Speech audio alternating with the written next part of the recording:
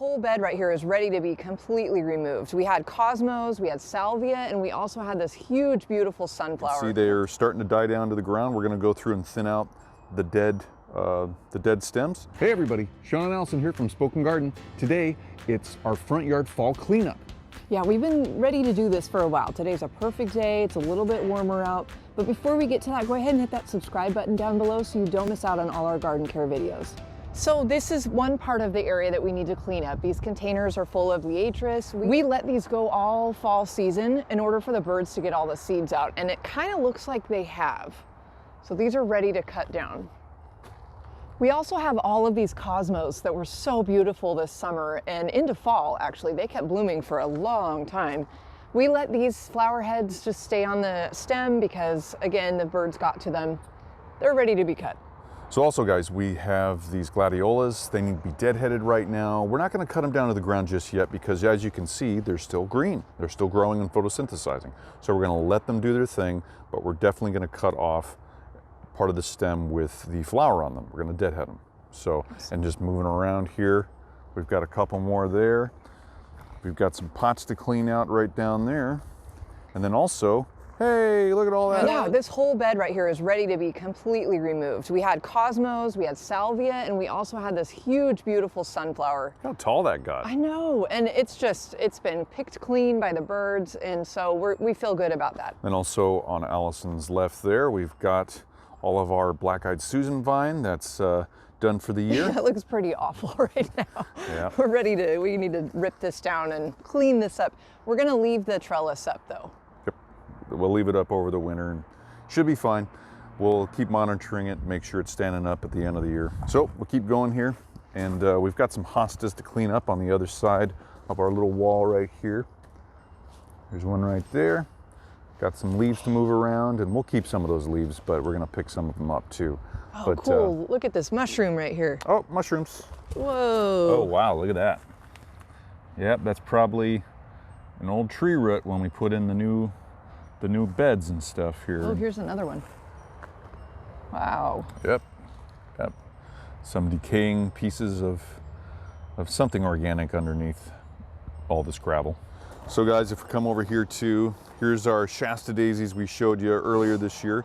You can see they're starting to die down to the ground. We're going to go through and thin out the dead stems, and we'll keep most of the green, but we're going to cut them probably about 3 to 4 inches above the ground and then let them rest for the rest of the year. So we showed you our plan, and we're going to get to work now and get this all taken care of today.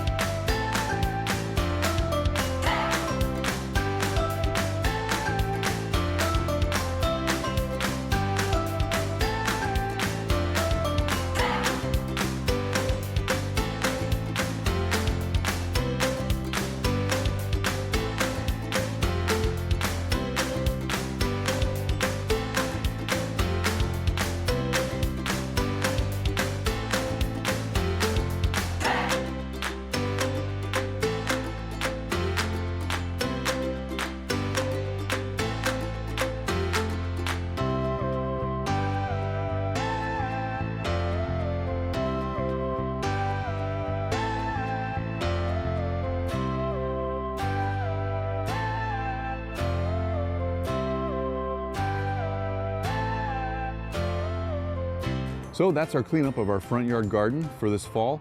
It didn't take us very long, maybe about 10 minutes. You saw it in the time lapse there. Hope that was fun to watch. Hopefully it gave you some ideas and maybe some motivation to go out and clean up your yard.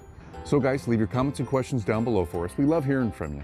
Give us that thumbs up, let us know we're doing a good job, and subscribe to our channel so you get updates on our latest videos. Yep, you guys, that's a wrap for today. We're really excited to have this all done, and we'll be back tomorrow live at 3 p.m. Pacific, talking all about garden gratitude in honor of Thanksgiving week in November, Gratitude Month. And come join us at 3 p.m. and be ready to share some of the things you're grateful for in your own garden.